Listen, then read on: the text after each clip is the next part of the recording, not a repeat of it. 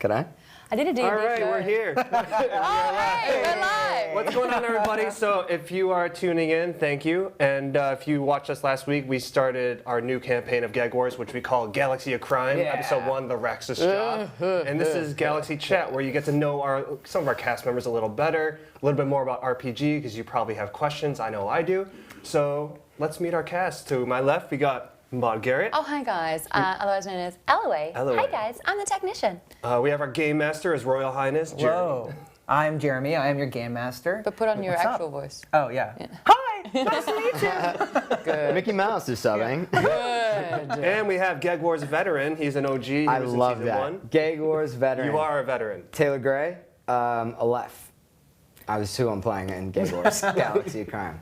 Yeah. Okay, so before Jeremy, I have a question for you because Okay. I got a lot of questions on Twitter about how do you get started in RPG, and so it's a two-part question: how does one get started in RPG, and how does one become a game master? So would you like to field this TTRPG. question? Yeah. Yeah. So, how does one get started in playing tabletop role-playing games? Yeah. Say you want to get your If you friends. don't together, have anybody around you who plays, I think best bet, like ask around, see if your friends are interested. More people are open to it now than ever. There's Yes. a ton of really awesome, interesting games. Whether you like fantasy, you can go explore Dungeons & Dragons. You can try something different with maybe a dungeon world or other systems. If you like sci-fi, Star Wars is always there for you.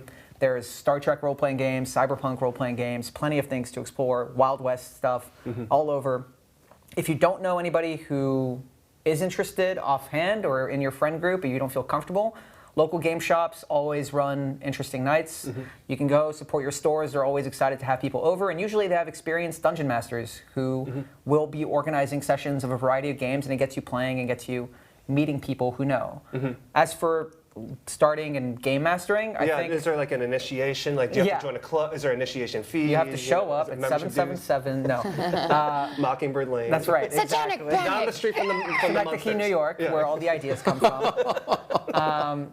No, I think it's something that it's easy to build up as being more complicated than it is. There's a lot of depth that you can get into, a lot of like nuances where you can get better and better at it the more that you do it. There's really no limit. You're always going to be learning, always going to be changing, because how you game master depends on the players you're playing with. But the best is always just to get started. I've played, my first time playing many systems has been game mastering those systems. I didn't sometimes have a chance to play them as a player. I think you can That's just really... sad. No, I think it's great. You can It just kind of is. jump in. DMing and GMing is really the unsung hero of the game. Like they're the thankless job. Because let's really break this down. Like as a player, you show up and you go. Right. And you get to kind of like use your improv and storytelling, and that's your asset. When you're a GM, you have to have prep. Yeah. You have to really do. You have to prepare. And more often than not, for every hour of gameplay, a DM has to do at least half an hour of preparation for it. That's true. It's definitely not a requirement. I've ran games with zero prep, but that is definitely much easier to do once you understand the system, have GM'd for a long time. In the road to getting there, pre-written adventures can be really helpful when you don't understand how to write an adventure well. You can just read that book over and over again until you really get it, and it gives you a really strong rubric and format to work with. But I would say don't be scared about trying to jump into it. I think it's really something that you can let yourself be intimidated by, especially right now in the age of streaming when we have so many great DMs and game masters that are streaming online. People like Chris Perkins and Matt Mercer and Brennan Lee Mulligan. The moderator. These are the all-stars of GM. Deborah I Ann would say, Walls, yeah, another they're- great dungeon That's master. it. out Yeah, there. absolutely. How old were you when you first GM'd? I think I was 19. Okay. Also, I think it's really worth super mentioning, young, so but- people have an understanding about you, because you're much more of a behind-the-scenes person where, you know, Taylor and I are more, you know, we've done things with our faces attached. And I think that it's doing you a massive disservice because you've put in a lot of time and effort into this. Please let everyone know how long you have put hours into Fantasy Flight, this particular gameplay, as a GM, and researching and understanding it all. I've definitely put in over 300 hours of game mastering or writing stuff for Fantasy Flight. Not official things for Fantasy Flight, but for our game. No, in general, for like knowing the system and playing it. Wow. Yeah, I think so. Kyle Newman, one of the other players, and I, we had a home game. That game alone went for 46 sessions, and each of those sessions were at least 4 hours. So just with him, it was about easily like 200 hours of gameplay. Yeah. plus the other games that I've written, stuff that amazing. I've worked on my own. I've made my own homebrew supplements and built out organizations and factions and things that you'll. But Maud's right. You're very modest because I've seen my fair share of DMs and GMs, and you have to be a really good storyteller, and you have to have answers for every scenario because you could have a story. And patience. You can have a well-laid plan, but someone may want to go the other way. But I've noticed on episode 1, you had an answer for everything that was going on. Totally. And when you make it look easy, it's easy for people to kind of sleep on it. So this is our forum to let people know, like, I appreciate everything you do takes a lot of work. Yeah. and it's- It is, yeah. I think for me, I really enjoy the prep aspect to it. I don't think, like I said, I don't think it's necessary, but it's definitely something that is core to how I like to DM personally. I'm gonna look at the think it camera is and a go, little if you want to be necessary. good at it, it is necessary. Yeah, Yeah, prep no, is great. Because I DM. Sure. You cannot really flunk it. You really have to prepare for, because the people that play D&D are usually creatives. You know, they are the people that love to utilize the right side of the brain or apply logic to it. And you really have to have answers for everything and be able to, let go of this whole storyline that you'd planned. If they want to go the other way, you have to just dispose of that and follow and have a path laid out for it. Yeah. And you do that, and that requires preparation, I feel. That's what I like about DMing, though. So for me, it's part of how I plan is in leaving those areas But open. that's because you're masochistic. Maybe. I don't know. I think for me, like, when I think about it as a player, I love video games. I don't play them as much now as I used to, just time-wise. But I've always have, and I think I've always tended more towards role-playing games when I play video games.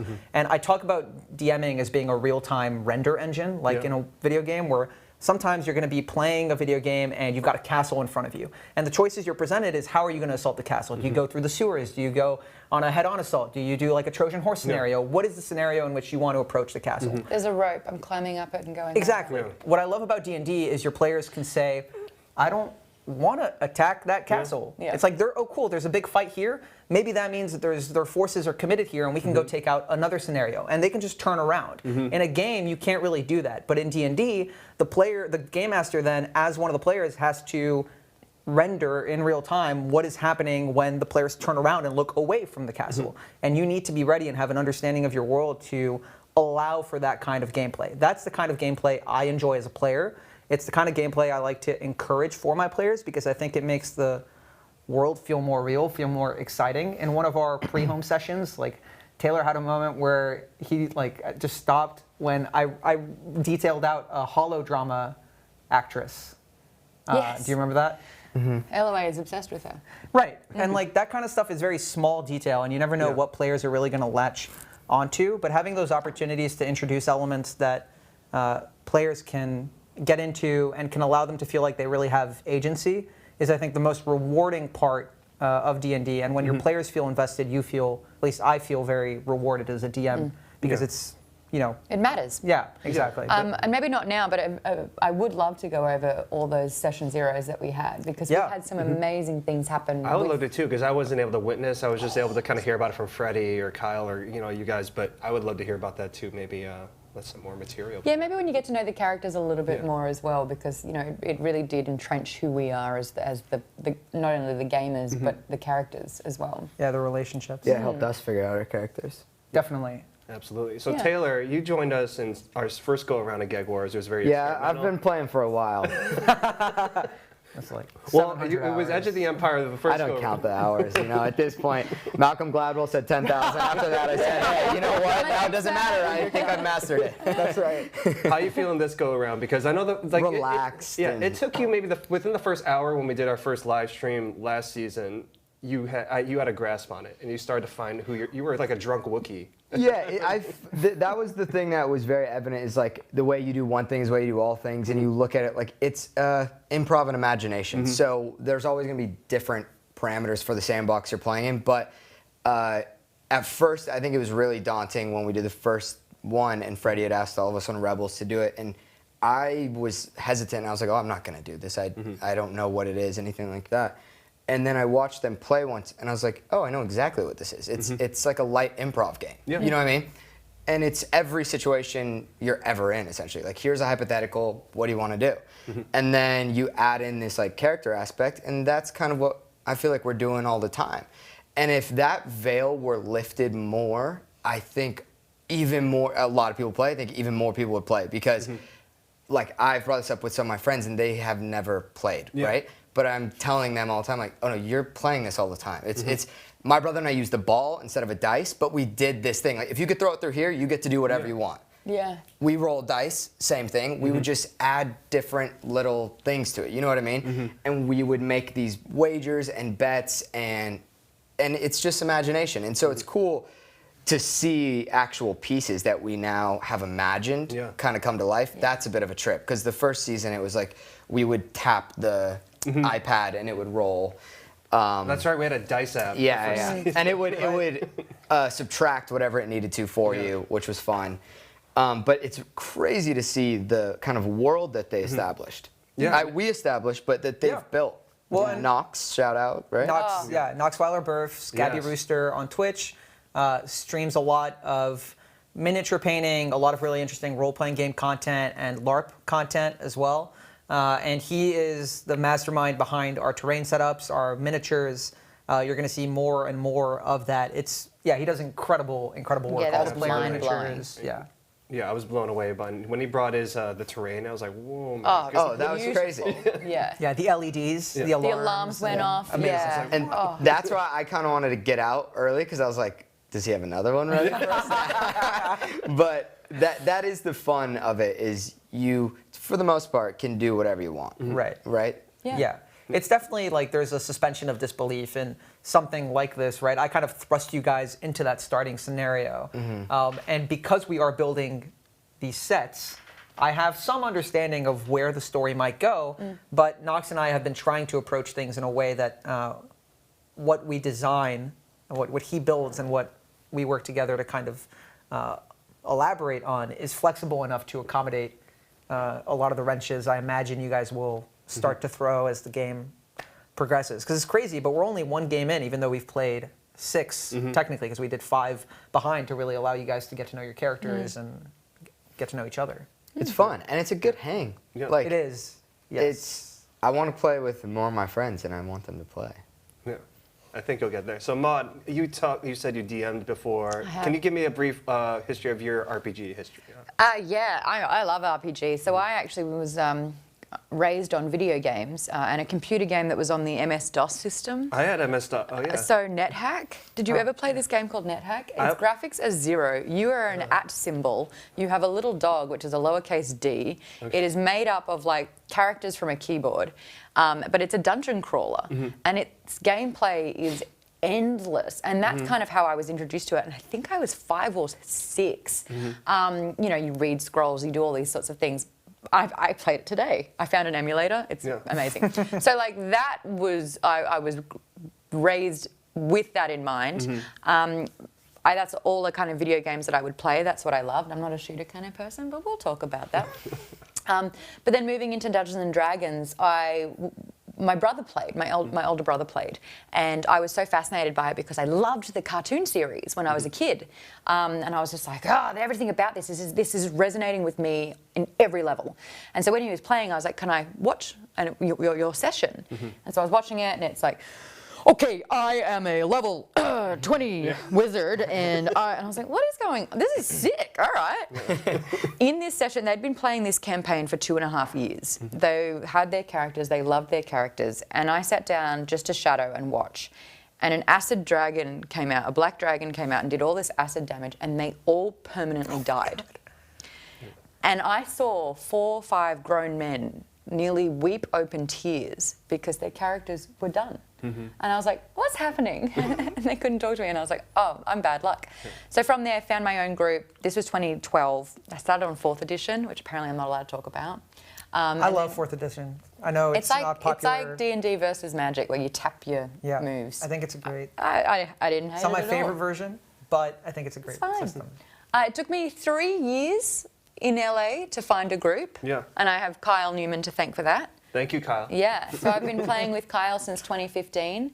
And then through that, because he's Mr. D&D, have like established other groups and met a lot of people through it, and it's been great. But for Geek Bomb, which is my network, I wanted to, the biggest thing that I've found with a lot of people is that the rule system and getting into it is so complex and complicated and intimidating. there is a handbook this thick if you want to start. And don't get me started on DMing. So I created a system that was homebrew where you just threw out the rule book and it was all about building the character improv style on the fly. So the first single episode, no one knew who they were, and we would roll die and we'd find out who they were, and we'd build their goals, their strengths, their weaknesses, and from there I would build a 10-episode arc and a campaign that addressed every intricate thing about these characters throughout. And I was the moderator, and it's better when it's in an American accent, because it's the moderator. Yep, good. I don't know. I like the Aussie accent. No, I'm there. I'm with you. And I technically did it when I was working at SourceFed, and it was called SourceFed D&D. And then when everyone's like, "It's not D&D," we're like, "Cool, it's Sorcerer Fed." So I did 2 seasons there, and now I've done 2 seasons of Fungeons and Flagons. And that whole improv storytelling side of it is like my favourite part. I can't stand it when it's like, "I'd like to fire an arrow, +7, and it's a 5 damage if I get it. Oh, but then there's a setback because I've got disadvantage for that." None of that exists. So that's what I'm sort of bringing to the table. So if you so many people who've watched Fungeons and Flagons have told me that was their gateway, their entry into D&D, and now that they're actually playing or they're DMing and they were inspired by that, and that means the world to me. That's amazing. Well, I would love for you to DM a campaign on GEGGHEAD. I'm just going to throw it out there. Okay. While we're live. And I'm ruthless. That's great. I want everyone to die. That makes for really good television. So It's the first thing I ever saw with D&D, so it's like that's how I learned. When Freddie was telling me about your practice, your kind of rehearsal sessions, he's like, "Dude, bro," he's like, "Jeremy rolls hard." I'm like, "Good." Yeah. That means it's going to be a good season. Yeah, Game one, we're I like, just totally shit the bed. Rolled probably the worst I've ever rolled DMing. I don't know what it is, but when I DM, I roll terribly. In the home game, the big Star Wars home game we did for about 2 years, that Kyle played in and a whole bunch of other nerds played in, I think I maimed like 7 different characters. It was rough. Wow. That's It was awesome. really rough. Yeah. And there's different Star Wars games as well. That's worth mentioning. We're Yeah. playing the Fantasy Flight version Yeah. of Edge of the Empire. Age of Rebellion, Force and Destiny. They Got all it. kind of coexist and intermingle. But there's the West End games, right? The Star Wars D6 and D20 I've played that. versions. Yeah, there's some And cool I versions out played there. Imperial Assault Right, and Imperial Assault, also by Fantasy Flight, much more tactical. with Sam Witwer. Oh, okay. Yeah. Cool. Yeah, and then Armada. Yeah, Fantasy Flight is helping us out. I Yeah, mean, we they're- got to show mad love to Fantasy Flight because they really hooked it up for this go around of GEGG Wars. So thank you, everybody at Fantasy Flight, for your generosity and adding so much to this season. Because Yeah. I think throughout the course of the season, we'll maybe do some giveaways because they've been super generous with Definitely. the products. So we'll keep tuning in as you have been, and then maybe you'll get to take home one of these cool things. Not the Stormtrooper helmet, I think. No, not the Stormtrooper No. helmet. That's private. Give it collector. away. Brought by a private collector. We're keeping that. I'm here for you guys. But yeah, we've got a lot of cool Fantasy Flight stuff. Some of which we'll be showing on stream and being used in the game, and some of which will hopefully be coming home to you. Yeah. And then they can start their own campaigns maybe, and then they can show us and we'll watch their Yeah. live stream. Yeah. Yeah, That's that's the- right. I have a question for What if- Jeremy, because you are the GM. Yes. If you created a character in this world that you've established, what would your character be and why? Am I like an antagonist or am I part of your group? Part of the group. Interesting. I think you guys need like a droid. I know you have Tinks. You need like a droid player character. I feel like Star Wars for me, it's always the combination of you've got the Force sensitive, Yep. you've got the like Kyle. rogue rascal, Aleph and Aurak. you've got the innocent naive character, Me, LA. right? You've got the kind of like hardcore idealist, loyalist. It's the classic like Star Wars Episode 4 when you meet everyone. And you got to have the droid, right? The droid and then the Wookiee, the like brawler who's tough and like the alien who's definitely otherworldly. Because Yeah. Star Wars, for being such an otherworldly setting in the shows generally, we You're don't the really. only human, though, aren't you? Yeah. Aleph's the only human. I believe so. But everyone's pretty close to human, Yeah. right? And that's Yeah, not yeah. a flaw or a fault. It's I just just didn't like want testicles where my mouth should be. right. Yes, those are interesting. You didn't want the Peter Griffin treatment? Yeah. And And it's tough in a role-playing game. Like we had, if you play a Wookiee, you can't really communicate in the same way. Depends on like who understands Shiri Wook. That's pretty good. Thank you. Yeah. Good practicing. I think when I we did the can't- first season, we said that the magic elixirs that I was drinking made me able to speak. great. then. That works. There you go. I mean, it's a role-playing game. It's your version of Star Wars. You can kind Whatever of do. works. Sam was whatever you very want with generous with a lot of, like, He was very generous. Yeah. Yeah. With a lot of things going on. I think I would play a droid. I think I would play a non-combat droid, not a protocol droid, maybe like a So not an IG, not an No. H7. maybe like a negotiation, some sort of like weird negotiator droid. I think would be is fun. that not a protocol droid? Yeah, I guess they are. Sorry. You could be I'm like flexing. K2SO, but a little less sassy, maybe. I want to have more like Yeah, I more can see that. personality. Yeah. Yeah. What was the droid? I'm blanking. I Bad could cred. probably help you. The droid from Solo, Phoebe Waller-Bridges character. What was she? I didn't like Solo, the movie. Oh, I only well. watched it once. That's a whole other discussion. But yeah, I Very want much to an yeah something like advocate that. for the droid Wait, uprising. did you not like that one? No. Oh, I thought it was sick. And I loved Last Jedi because I saw it at the world premiere, and that energy like fed me, and I was like, I'm having the best time. And then Solo, I got to 2/3 of the way through the movie, and I was like, I don't like it. I think Well, Star I don't Wars. love it. I thought it was I sick. didn't love it. I liked it. I just didn't love it. And We that can was all the first coexist time. together. Look at us, Yeah. coexisting. Yeah. Speaking of which, how did this come together? So I know Taylor had a rapport with us because he'd done GEGGHEAD stuff before, and then I feel like Kyle Newman is the connective tissue that brought this. Kyle together. is 100% that Yeah. mystery piece at the center that kind of brought everything together. I don't think you guys know this. I hosted a Star Wars podcast for 2.5 years. I did not know I didn't know that either. I didn't know that. There you go. How did that not come up? And Well, I've known we you did for interview longer together than this like show. 6 years but- ago. You 4. Showed me that, or I 4 years interviewed ago. Taylor Oh, 4 years ago. that's right. I saw that At picture. 2014's Comic Con. And I just know the Star Wars audience, can be very intense. Sure. And now divisive as well, which was something that we're not entirely used to. How long or from when to when was the podcast? 2014 and 15. Oh, I still I can't think I believe even this started at didn't. the end of 2013. come up. Even. It's called Jedi Alliance, and I did it with a fellow podcaster called Ken Knapsack, who wrote. We have a question from Oh, look at Maud and us. Taylor. What goodness. species from Stephen? Are you Stephen Summers, the director of like The Mummy and all? Because that's awesome if you're watching our show. Thank you. I love Gosh, The I Mummy. hope so, because he's been following me and commenting on my channel for a while. So thanks. You've got the director of The Mummy following Yeah, you? yeah. Maud and Taylor, what species and character traits were you considering before settling on your character? Great question. Yeah. I can dive into that because Yes. I actually was another character. yeah. panicked. I was the first to be a Cathar. That's a dive right at you, Freddie. And Which is a I think cat- Freddie a was gonna be cat person. human, Yeah. right? Yeah, you guys And switched. as we started to set our traits, I panicked. I was like, "Ooh, I don't know if I can play a lion man. I don't know what to say, what to do."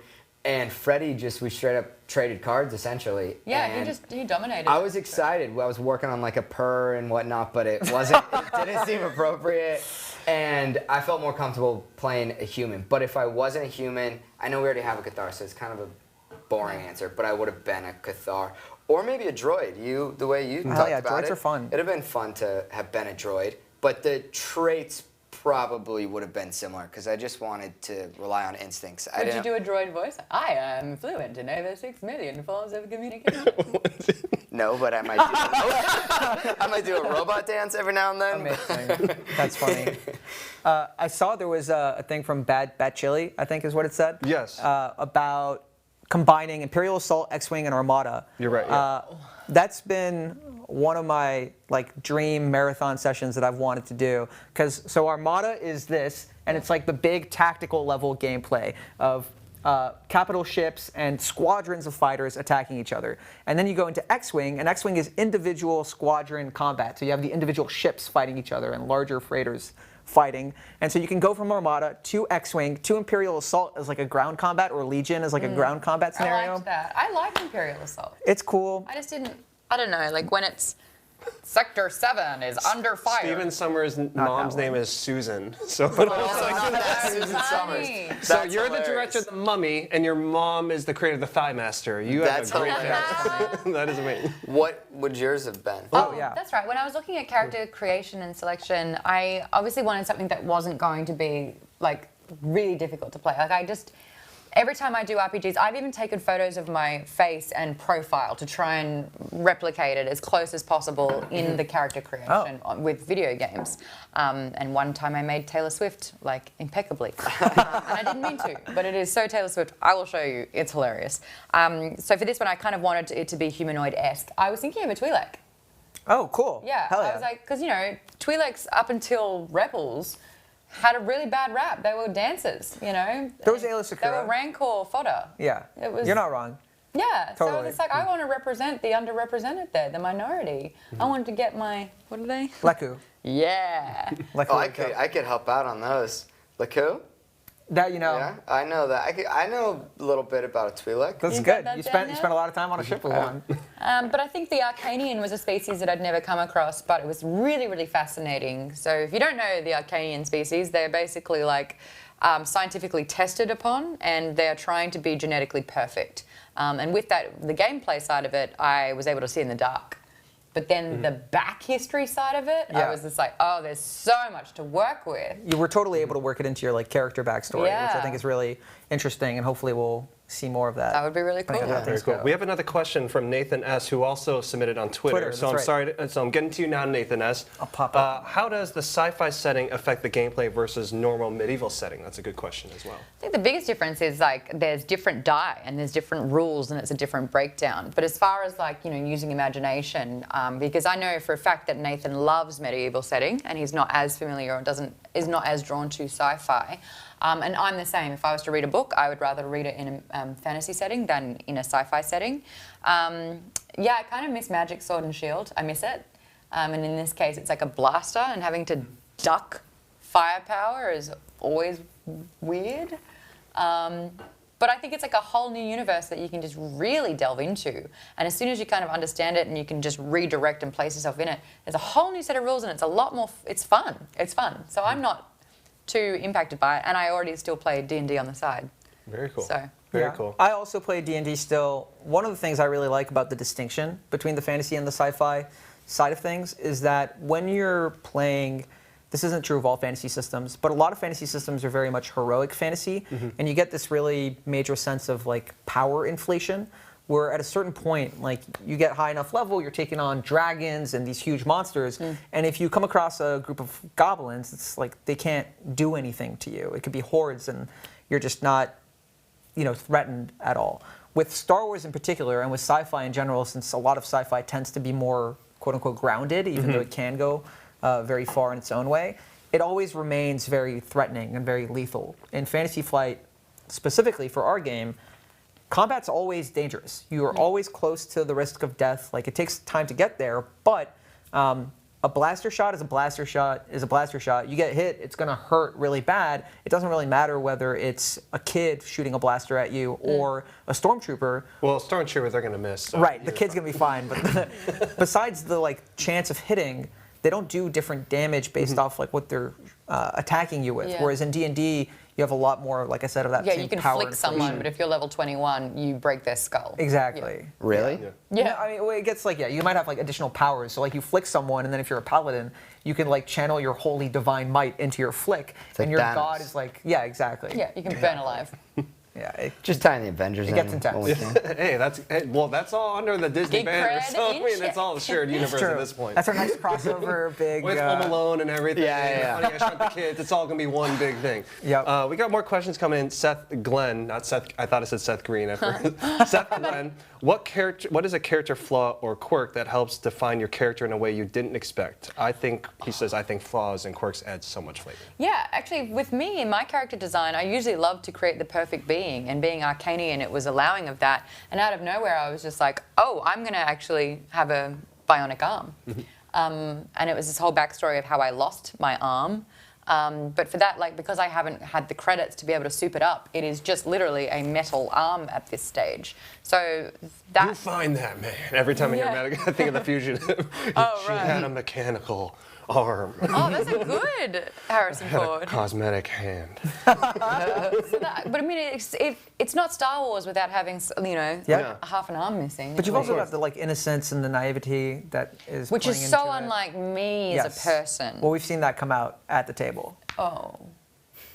What? when you were like murdering, trying to restrain your murderous player Yes. instincts. I was like, of, just kill them all. The women, the children, all of them. Right. But no, yeah, I think that it's really hard. Like, her best friend and the person she trusts the most is Freddie's character, Aurak, and he owes 100,000 credits.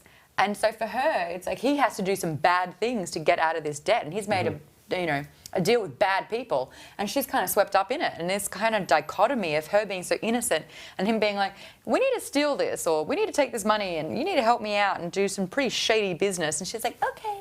That's like really kind of interesting for me to play. Yeah. Yeah. What bad personality traits do you have besides bad hawk naming?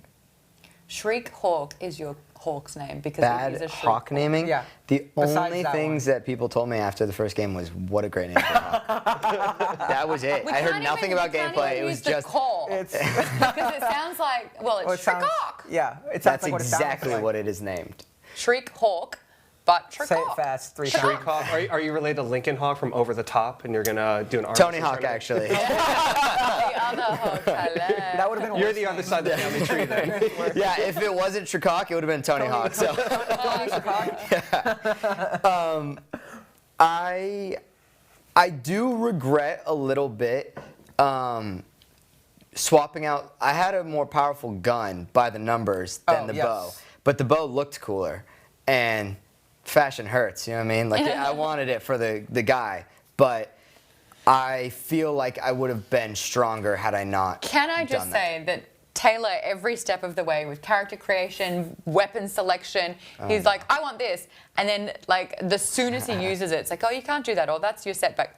I regret everything. I should have done this. I should have done Well, that's, you know what that is? That's me trying to turn the paper. Like, if I'm given lined paper, I'm going to turn it the other way. So, like, once Sure. it's built, I'm like, all right, let's get rid of it. Because I just want to press the envelope and be like, well, it's already built, You know so that that's now like I'm stuck the with it. worst kind of player for a DM to have at the table. But that's the Where best it's like, kind of way there is an amazing treasure full of gold, go and the other in way. fact you love rubies, and it's just there, and all you have to do is reach out and take it. You're like, no, I'm good. Yeah, that's for You're sure. gonna fuck the skeleton behind That's for sure. well, not a skeleton. you. Why would you? I'm giving you everything. Yeah. But yeah, that does kind of sum up the way I look at it. All I got from that is you were gonna fuck Skeletor. No, That's all I got. 100% no. It's canon now. Sorry. No, but I think there's also part of it is there's applications that you're not necessarily getting to use as well. You're picking like a much more complicated piece of tech, whereas a gun is like you just point Yeah, and yeah. shoot. Yeah. With the bow, you've got all these like, well, other implements It's an that you can energy utilize. bow. You don't even have to physically knock it. You literally just pull energy and fire it. Like, that is cool. Plus the rockets. Yeah, well, Yeah. that was Ezra's thing. He had an energy slingshot. Slingshot. Right. Oh, yeah. So I was like, oh, I know how to use this. Right. It's familiar. Yeah. Yeah. So Long range. Isaac Aguilar is I call him a GEGGHEAD OG. When we first started on Twitch, he was always signing Oh, on. cool. So Isaac, shout out to you. What's up, He has Isaac? a question What's up, Isaac? for Taylor. It says, Taylor, from being a GEGGHEAD veteran, it's a nice title. That's right. That's right. Change your Second year All-Star team. So for being a GEGGHEAD veteran, what would you like to see happen this season? Ooh. Well, I hope to usher in the rookies. Well, I hope to bring them into the gameplay so that they feel comfortable and welcome. But I mean, Isaac knows. I want stuff to go down. I want a villain, like a real, veritable villain that lasts episodes, that can possibly knock some of us off. That's the fun. You want stakes. You know what I mean? And we had like an octopus. He would know, like, that broke out like crazy. Stuff like that gets fun because you can enter the realm of like absurdist a bit. You need the Cobra Kai to your Miyagi-Do is what you need. I always tie in Karate I shouldn't have Kid. said everything I said and gone with that. But that is what I'm looking No, for. that's actually what Taylor told me to say. And Yeah, you know, exactly. so, I mean, you told me to say that, so that's This all. is a two-hander. Yeah, exactly. Just take some notes over here. You can never go wrong Bring with on Cobra the Kai. threat. Sweep the leg, exact. So we got another question from Jacob McEwen. Did you guys get into the obligation mechanics? Will they be making an appearance in the show as it continues? So, obligation is probably one of my favorite things about the Edge of the Empire system because it makes the narrative aspect of the game part of the character building. Whereas a lot of times it's kind of an afterthought or it's something that's kind of like extra credit. Here with Star Wars, you pick an obligation which kind of gives you something that ties you back. Like Han Solo's debt, right? That's the obligation for him. Or Aurak's debt, very good example. What's mine? Yours was your history with your... I thought we all tattooed that on our Family. leg. Yeah. And then there's motivation, which pushes you forward. Got What it. I realize that I don't like about obligation is the fact that by the rules, you're supposed to trigger it by essentially tallying obligation as like a value, as a currency. So you might have 10 obligations. Is this like inspiration for D&D? No, it's a little different. It's essentially like, so if everyone has 10 obligation in the group, that's a pretty normal amount of obligation. It represents the severity of the debt that you owe or something like that. And so that means if there's 5 players, you would have 50 obligation. And at the start of the game, I would roll a D100. And if I rolled and hit one of your obligations, it would trigger, causing you stress and encouraging me to bring it into the narrative. Got it. I feel experienced enough, I guess, as a game master that I don't need the encouragement from the system as to when to bring something in. And in fact, when I was using it a lot more as a crutch, I found that there would be times when, because of just where the dice landed, I wouldn't bring in certain players' stories because they just hadn't been hit by the dice, even when there were, good opportunities in hindsight to use them. Yeah. So I much prefer to have the obligation there. If they want to incur more, I factor it in, but I tend to handle it a lot more organically, and I don't use the stringent mechanical construct that the game suggests, which I think is a great way to start, but it's just how a little not quite like how I like to DM now. Hey, Taylor, how much of that did you understand? Percentage-wise. You want me to explain what he just said? Do you know how much- Basically, the game says it's up to the dice to dictate when you bring in the obligation, which we spent hours putting together. Yeah, we had a back whole and session. forth. Then he decided he knows what he's doing. So organically, there are times in the story, if the dice isn't going to hit it, he'd rather bring it in when he likes to bring it in, because we've got a good GM. It may be his first year, but he knows what he's doing. It's because of veteran players like Thank you. You see how this is working? This might be a three-hander. Is this a good time to Rookie of the Year. Which is another Disney title now. Is this a good time to explore our backstory a little bit, or to like delve into who I think we should more? leave as much of that for the game as possible. Organic is what we're... You'll stepping on 'em. learn a lot about the players over the course of the game. If you're looking, this is a pre-written adventure. There's been a lot of questions. Sorry, a pre-written by me-ish. So it's not fully pre-written. It's kind of custom written for the players. And flexible based off where they go. It is not one of the pre-written adventures that Fantasy Flight publishes. There's been questions about when in the story this happens. I will tell you that it happens during the kind of rise of the Empire. Sometime after episode 3 and before episode 4. I know that is a big range. It is something I'm very specifically not being more specific about. Good. The less we know, the better. Yeah, if you pay attention, there will be opportunities It's a good time in Palisson. to learn and to see. But there's going to be character elements that will come to light in this season over the course of the game. We're only one session in, so you'll definitely get to know everybody as we go. I think it's going to be a kind of slow burn, and hopefully until you start to really learn more. We did start with a really combat-heavy session. We certainly did. Which is not how I usually DM. I tend to DM much more role-play heavy stuff, and I think we'll see the game go more and more in that direction. But I thought that was a very exciting, thrilling way to also show off a lot of the great work Nox has done. Shout out Nox. Yeah, hopefully as you go, I think you'll enjoy a lot of awesome set pieces like that and get to know more and more about our characters as you spend time with them. Very cool. I'm excited because I get to watch. I know I'm like the kind of the producer behind the scenes. Yeah. You've told me a little bit of stuff that they don't know. That's right. Which got me kind of excited. Yeah. Just a little bit.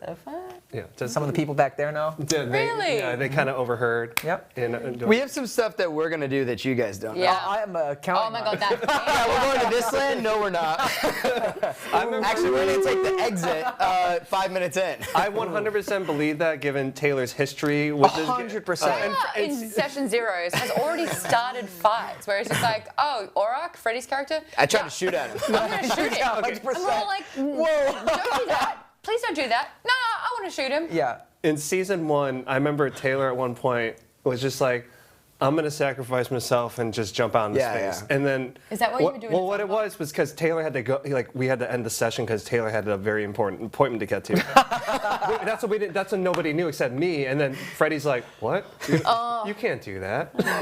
But that's the whole idea of a role-playing Yeah, game you're not that is wrong. open world. You can. You can. That would be the same like when we were playing There's a with the difference. ball when we were Just younger. We because just throw it you over the fence can eventually. doesn't mean you should. Right. Well, it's but, following what your character would do, right? It's following what your character would do, staying true to that. Yeah. I think one of the advantages of streaming versus playing in a home game, and part of what's maybe fun and compelling about watching it, is that there's a bit more of a conceit to it, right? We're all carving time out to like really be here and be present in the game, and buy into it a little more than with a home game, which can sometimes be a bit more flippant and casual, which is awesome. And I've played great games like that.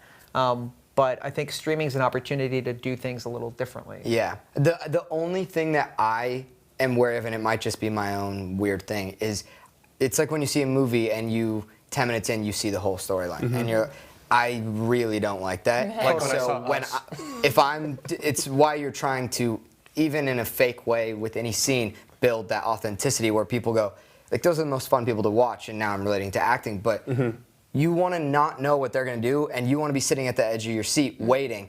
And so there's like those impulses, if you get one and you can't explain it, you don't know what it is, I think run with it, because everyone who's watching is like, oh, well, now I have to stay for all of it, because who knows what they're ever going to do. Whereas if you know what someone's going to do and you can kind of telegraph that, well, you can go take a bathroom break. So he's doing us all a favor. Whoa, It's not the- necessarily. Being Veteran riveting guidance and that is entertaining. And shining through. Apparently we're not playing Edge of the Empire, we're playing Edge of your seat. Oh, I like that. Yeah. We have got another question from Musical Heroic. That's a great online name. Musical Heroic. Do y'all have any online groups that you know of for someone that gets ill and cannot go out all the time? Any? Roll20. Yeah. Yeah, well, what are you looking for D&D? You looking for Star Wars? Roll20 is great. Roll20 Looks like is they're looking for fantastic. D&D, yeah. You can find groups online, and a lot of the time it's people that don't have anyone else in their community or any friends around.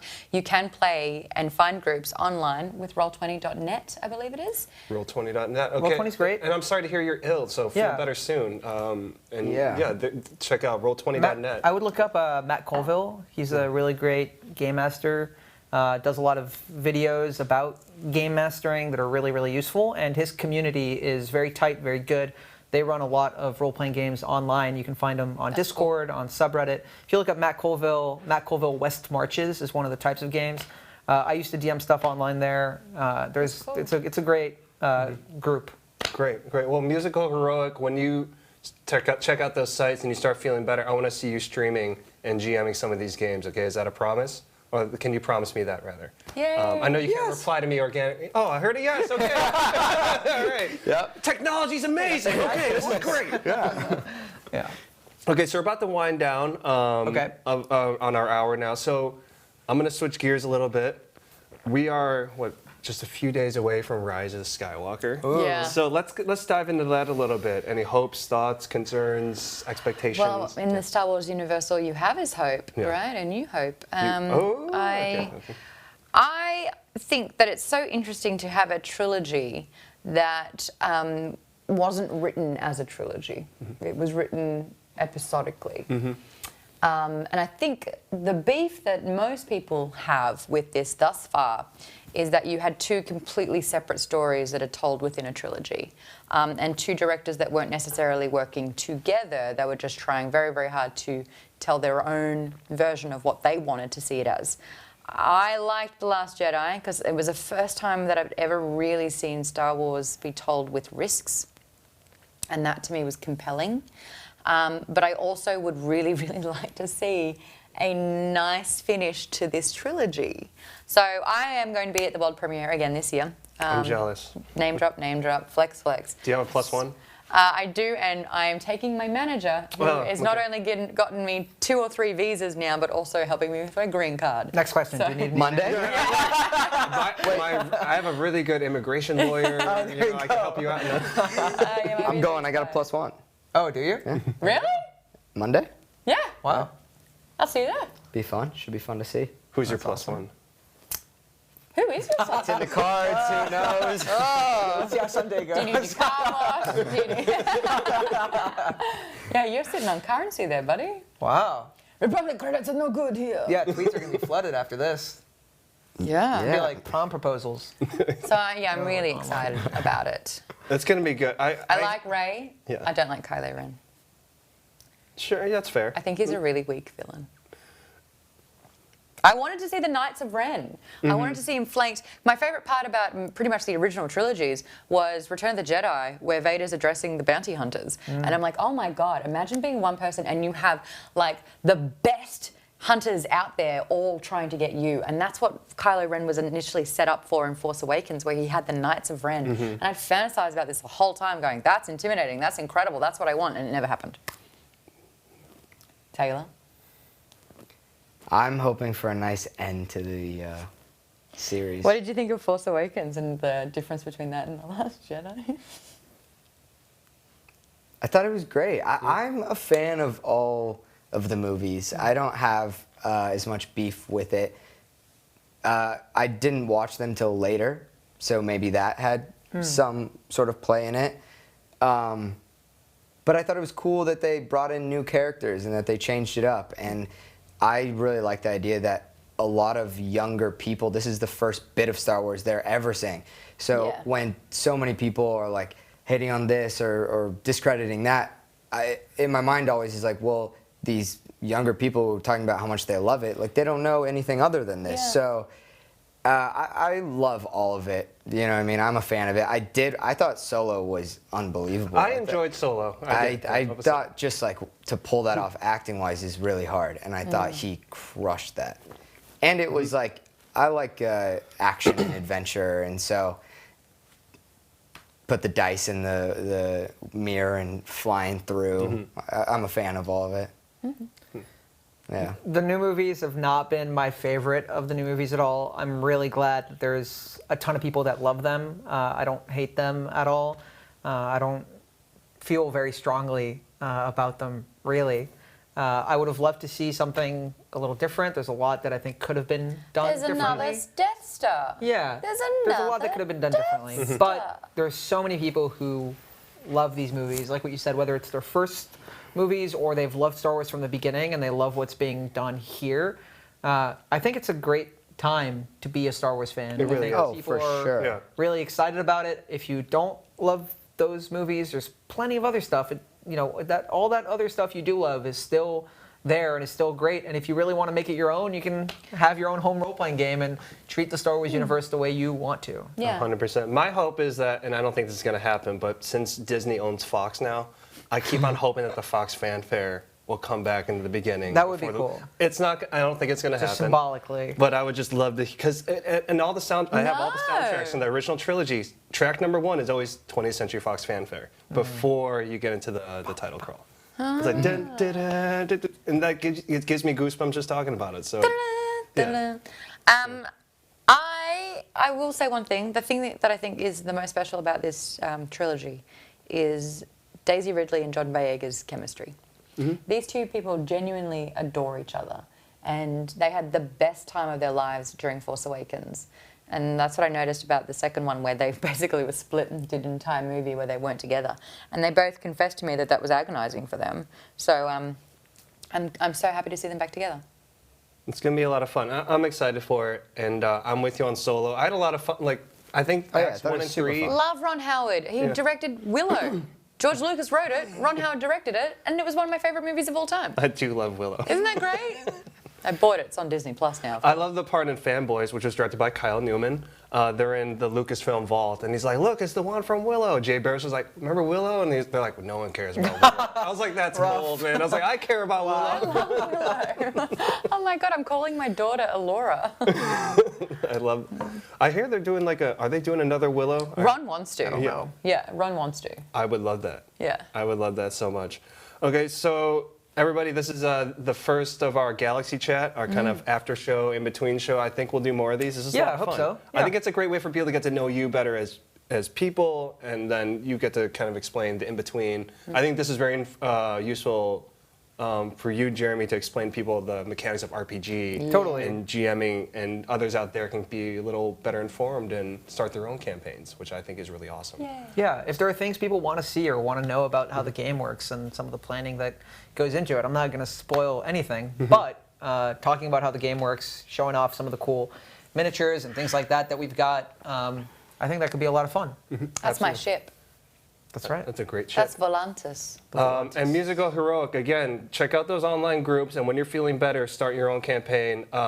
if you want to like keep me updated, follow me on Twitter at John Lee Brody. I'll follow you back, DM me, keep me updated. But feel better soon, because and nothing cures illness better than Star Wars, I think. True that. Okay, so we are back next Wednesday. Next Wednesday, episode 2. Episode 2. We're gonna get back into the campaign, so I'm very excited. Before a brief holiday break. Before a brief holiday. Yeah. Episode 2, that means there's sand and it's coarse and it gets everywhere. I'm everywhere. excited. Yeah. Wait, how do you know already?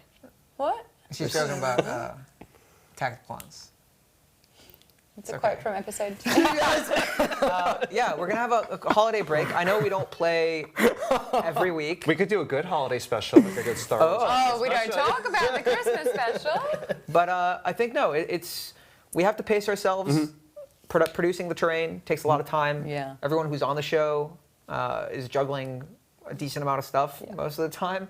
So we gotta do what we can, and we'll be back with episode 2. It'll slowly come together, and in the off weeks we'll try to do as much interesting stuff as we can. Absolutely. We'll get a video game stream going. We've been talking about playing Jedi Fallen Order at some point. I thought we were doing that tonight. We were gonna try, so there were some technical difficulties. I'm just gonna take the blame for that. Next so my time, bad, no guys. big deal. We Next got to time. talk this time. Yeah, we did. I like that. I get to know you guys a little bit more Yeah. too. You know. I mean, I know you. We've been in the ring. Yeah, we've also both been in the ring with a world champ. So Wow. yeah. Oh, that's a good Lived to brag. tell the story. Yeah. He went easy on us, but still. Who was it? Not to name names, but Victor Ortiz. You know, he was the WBC welterweight champion. Hey, 2, because the pocket rocket. That's right. Oh, that's Wayne right. McCullough. That makes another. Wayne, our coach. Oh, I miss Wayne. I was in Dublin a week and a half ago, and every person I met, I would be like, "Hey, do you know Wayne McCullough?" And they're like, "Of course." And I was like, "Great." I didn't know what Great, else here's to a say. Guinness. There you go. So everybody, next Wednesday, the 18th? 18th? The 18th at 5 p.m. Pacific Standard Time. This time we will start at 5 p.m. Again, first episodes, there's going to be technical difficulties that happens, but we will start at, well, I'm going to say 5-ish. It might be Yeah, 5:50. we got the jitters. Yeah, absolutely. So once again, where can people follow you on social media before we sign off? At Maud Garrett. Maud's a hard one, so I'll spell it. MAUDEGARRETT. And Geek Bomb, especially if you want to catch Fungeons and Flagons and you just want half-hour bite-sized episodes that have a lot of improv and booze. But it's worth the watch. Fun show. Yeah. Yeah. Jeremy Malloul, that's MELLOUL on Twitter, or Imaginary Jeremy everywhere else. Excellent. Taylor Gray 3. Awesome. Once again, thank you everybody for tuning in. Tune in next Wednesday. What about you? Oh, I'm at John Lee Brody across the board. John with no H. I didn't need the H. I just said, I'm good. Yeah. 3 letters was enough. 3 was enough, exactly. So at John Lee Brody, you can find me there, especially you, Musical Heroic. You got to keep me updated and check out those online groups and start your campaign. I'm going to be looking out for it. So once again, everybody, thank you for tuning in. Tune in next Wednesday on the 18th, 5-ish Pacific Standard Time. Once again, I'm John Lee Brody, and may the Schwartz be with you. Yay.